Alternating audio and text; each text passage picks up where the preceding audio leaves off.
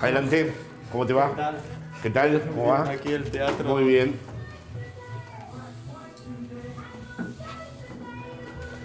¿Qué tal? Bueno, ahí. Paso. Sí, aquí, por aquí, perfecto. Bueno, pues que más teatro todavía seguimos. Sí, seguimos, no, graban lo que decimos, ¿no? Claro. Perfecto. Y además Lady Gaga con Tony Bennett. Claro, sí, parece que estamos de fiesta, ¿no? Bueno, pues para comenzar quería preguntarte qué ha significado Ernesto Laclo para ti, qué hay de él en tus posiciones teóricas. Bueno, en el año 2000 participé, tuve el gusto de participar por primera vez públicamente en una conversación con él en Buenos Aires.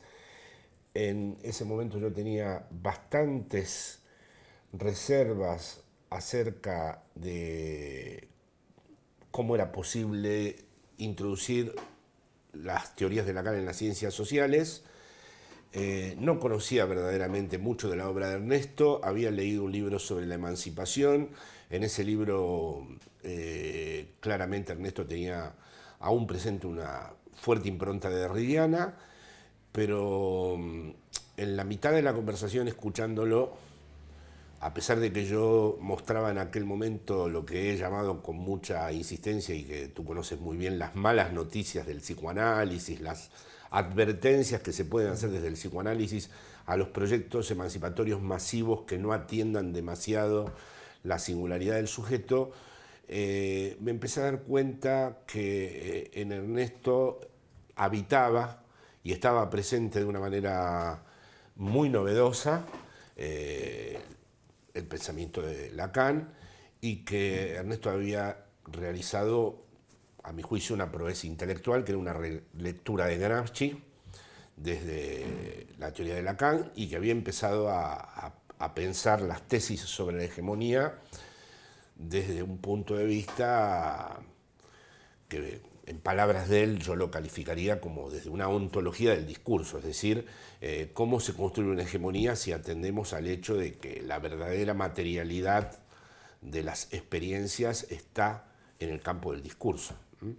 Entonces, en ese primer encuentro, a pesar de que yo me mantenía, digamos, en una especie de proto-izquierda lacaniana, empecé a vislumbrar el alcance. No había escrito en aquel entonces Ernesto la razón populista, pero empecé a vislumbrar el alcance que tenía la teoría de él, y empecé a darme cuenta de que, a pesar de que era un pensador, vamos a decir, marcado por la experiencia europea, porque ya llevaba viviendo en Inglaterra desde los años 60 y pico, en los finales de los 60, para él no se trataba de mayo del 68 como núcleo último del sentido para pensar los proyectos políticos de cariz emancipatorio, sino que había atendido mucho también a otros fenómenos, tanto los de la izquierda en sus albores revolucionarios en Europa, como los movimientos latinoamericanos. Así que ese fue el primer encuentro, y luego ya después sí se empezó a mantener, ya se inició a partir del 2000 una conversación en donde las piezas lacanianas empezaron a cada vez estar más presentes. Ya la teoría de la hegemonía se construyó claramente alrededor de la noción de significante vacío, términos como punto de capitón. Luego fue tomando, al principio no estaba esto, pero luego fue tomando mucha importancia la lectura personal de Ernesto sobre el objeto A lacaniano, es decir, elevar... ¿Y esos puntos concretos, cuáles? O sea, este encuentro entre las experiencias latinoamericanas, las piezas revolucionarias de izquierdas, Lacan, ¿cuáles son esos puntos en los que os encontrasteis, en los que conversasteis también? El gran corte epistemológico, para decirlo de algún modo, que hizo Ernesto es que normalmente todos, de manera espontánea, pensábamos los proyectos políticos desde las ciencias sociales, pero no habíamos pensado, ¿no?, todas esas experiencias políticas desde la estructura discursiva y desde el modo en que esa estructura discursiva se había encarnado históricamente. Entonces, cuando él empieza a analizar esos mismos fenómenos, pero desde su teoría del significante, desde la teoría de lo real, desde la teoría de cómo el objeto A puede ocupar el lugar de un real imposible, y donde él empieza a descompletar la idea de universal, donde él empieza a aceptar, digamos, la heterogeneidad de lo real, donde él empieza... Bueno, surge un nuevo mundo, hay un antes y después de Ernesto Laclau en ese sentido, ¿no? Porque para dar un ejemplo canónico en la Argentina, el peronismo. El peronismo estaba caracterizado, a diferencia de cómo circula en Europa, por los estudiosos de las ciencias sociales en Argentina de muchas maneras. Recibió a lo largo, digamos, de las lecturas, según cómo lo leyeron los post-gramscianos, o cómo lo leyeron los althuserianos, o cómo lo leyeron los marxistas clásicos, o los de la Cuarta Internacional, diversos tipos de lectura. Nadie había pensado en establecer la lógica del significante vacío, la lógica de las articulaciones, la heterogeneidad de las demandas, porque finalmente nadie había pensado, y ese es otro gran mérito a mi juicio de Ernesto Laclau, cómo es la emergencia de una voluntad colectiva. Es decir, me voy a permitir decir que había un cierto idealismo con respecto a cómo se generan las voluntades colectivas, ¿no? Porque no, en el interior, vamos a decir, de la teoría de Ernesto, y eso se ve muy bien en la razón populista, hay una tesis sobre cómo se genera una voluntad colectiva, ¿no? Cuál es su unidad mínima, cómo empieza la demanda insatisfecha, cómo la demanda insatisfecha a la vez se inscribe en una diferencia con otra demanda, cómo a la vez hay una dislocación entre la demanda y aquello que la va a representar, cómo la representación es por su naturaleza misma, por estructura, digamos, siempre fallida. En fin, yo creo que en ese aspecto recién comienza como referencia para todos nosotros el desarrollo de Ernesto, ¿no? Porque ahora uno ya empieza a, espontáneamente casi, frente a un fenómeno político emergente, a tener una antena distinta, a pensar, por ejemplo, qué tipo de equivalencias se están produciendo, cuál sería la operación del significante vacío, dónde estaría funcionando el punto de Capitón, y luego lo más importante, que creo que conversé muchísimas veces con Ernesto, que generar una voluntad colectiva no implica necesariamente un proyecto emancipatorio. Es decir, eso a veces no se atiende mucho, pero en fin, siguiendo un poco entre las malas noticias del psicoanálisis, yo siempre, una cosa con la que solía volver con él era, bueno, bien, en fin, has dado cuenta de cómo surge la voluntad colectiva, has planteado muy bien cómo se puede generar a través de las articulaciones una cadena equivalencial que nunca va a cancelar a las diferencias de cada demanda que por debajo presionan, pero incluso abriéndonos a esta hipótesis sobre la voluntad colectiva, la cadena diferencial, no podemos prescribir, no podemos establecer preceptivamente que entonces se ha dado forma y ha tomado lugar un proyecto emancipatorio. Eso sigue siendo un problema a pensar. Sí. Aunque Ernesto diría, y hay que tener siempre cuidado con esto, que cuanto más amplia sea, cuanto más se extienda, la cadena equivalencial, cuanto más demandas se incluyan, cuanto más diferencias una cadena equivalencial sea capaz de soportar, bueno, estamos generando una voluntad colectiva transformadora, ¿no? Es decir, ahí hay... Pero bueno, ahí me remito a un problema que yo tuve el honor en muchas ocasiones de poder discutir con él, ¿no? Y todo esto que comentas, ¿no piensas que hoy en el contexto global, pero específicamente en el español, con la irrupción de Podemos, pero también con todo lo que ha supuesto el 15M, que no está desde luego cancelado únicamente ni expresado por Podemos, que hay algo de esa forma de mirar la política, que se conozca o no directamente la teoría, está ocurriendo ya.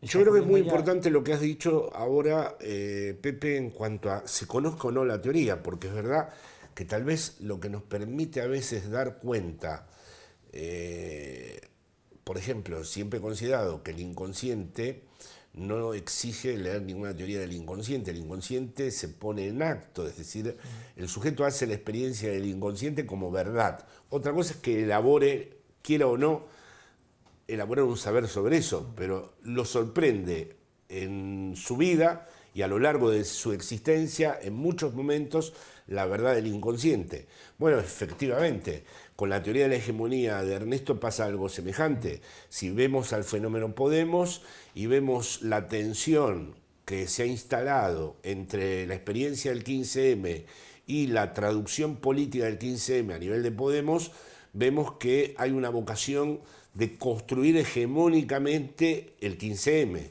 de tomar la materialidad del 15M y lo que en el 15M surge como, digamos, despliegue de una serie de demandas insatisfechas en una articulación hegemónica. Pero eso es un imposible, ¿Eh? que es un imposible, ¿no? En cierto sentido, el poder cerrar eso de Es manera... Sí, imposible, sí. pero claro, la diferencia, digamos, del modo de tratar la imposibilidad entre los pensadores como Laclau y otros, Badiou y también Zizek, y a mi juicio mi propia experiencia de pensamiento, bueno, mis pequeños textos, es que lo imposible no nos, a diferencia del surcoreano que está de moda y que es un bestseller ahora, lo imposible no avala la idea de un crimen perfecto con respecto al cual, bueno, como es imposible, como verdaderamente la representación no va a poder jamás, nunca cancelar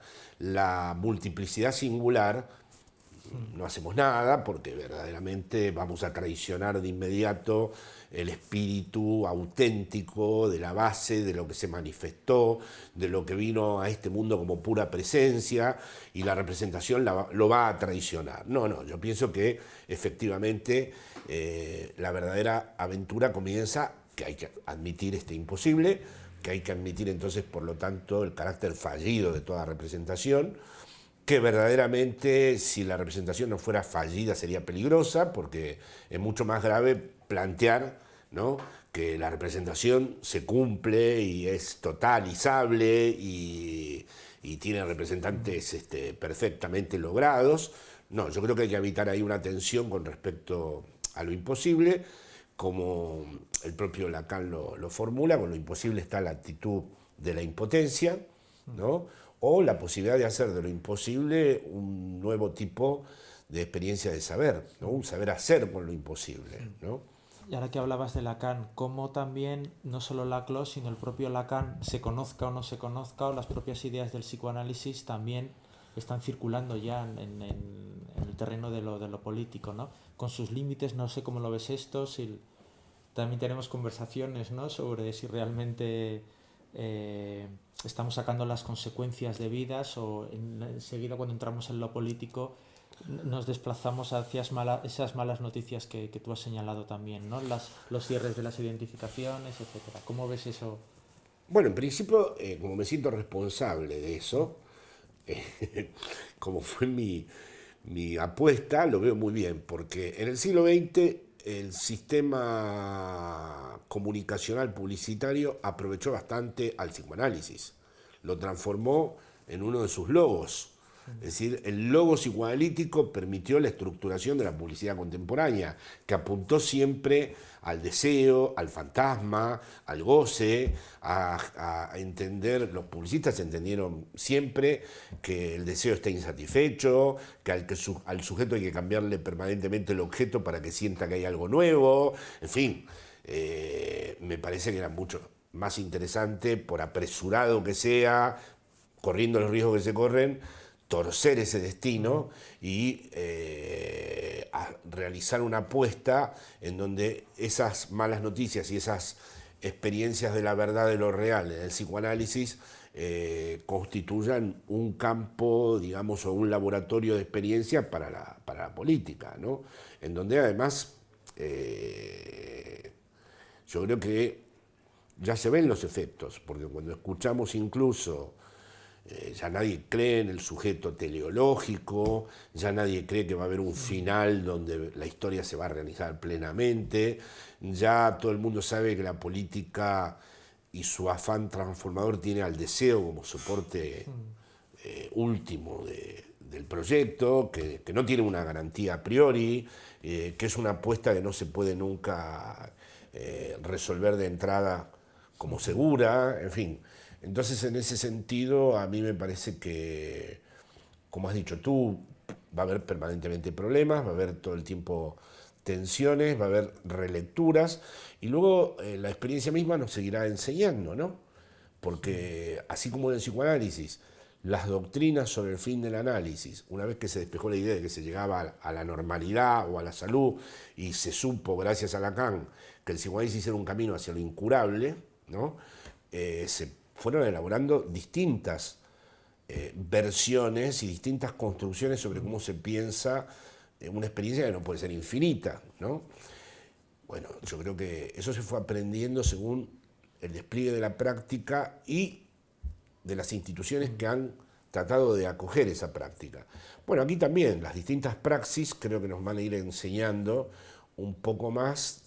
Yo por lo menos tomo esto como una experiencia del día a día, es decir, voy considerando las cosas que he aprendido con Lacan, con Ernesto y con otros, pero las voy reformulando también según lo que la experiencia va abriendo y va permitiendo pensar, ¿no?